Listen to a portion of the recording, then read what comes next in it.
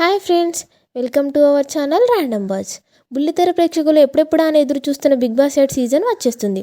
ఇక కంటెస్ట్ల విషయాలకు వస్తే ఎవరెవరు వస్తున్నారని సోషల్ మీడియాలో వీడియోలు వైరల్ అవుతున్నాయి. ఇప్పుడు సోషల్ మీడియాలో మరో కంటెస్టెంట్ ఆల్మోస్ట్ కన్ఫర్మ్ అయిపోయింది అంటూ వార్తలు చక్కర్లు కొడుతున్నాయి.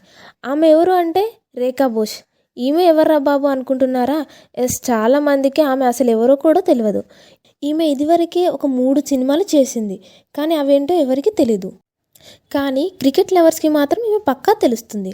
ఎందుకంటే ఇండియా కప్ గెలిస్తే వైజాగ్ బీచ్లో బోల్డ్గా కనిపిస్తా అని స్టేట్మెంట్ ఇవ్వడంతో చాలా పాపులర్ అయింది. ఈ వైజాగ్ అమ్మాయి ఐటమ్ సాంగ్స్ అలాగే యూట్యూబ్ ఇన్ఫ్లుయెన్సర్ కూడా చాలానే ఫేమస్ అయింది.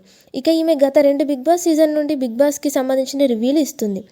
కానీ ఇప్పుడు బిగ్ బాస్ ప్రోమో వచ్చినప్పటి నుండి ఇప్పటి వరకు ఒక రివ్యూ కూడా ఇవ్వకపోవడంతో ఈమె పక్కాగా సెలెక్ట్ అయింది, అందుకే రివ్యూలు ఇవ్వట్లేదని బల్లగుద్ది చెప్తున్నారు. ఇక బిగ్ బాస్లో రకరకాలుగా సెలెక్ట్ చేస్తారని తెలిసిందే.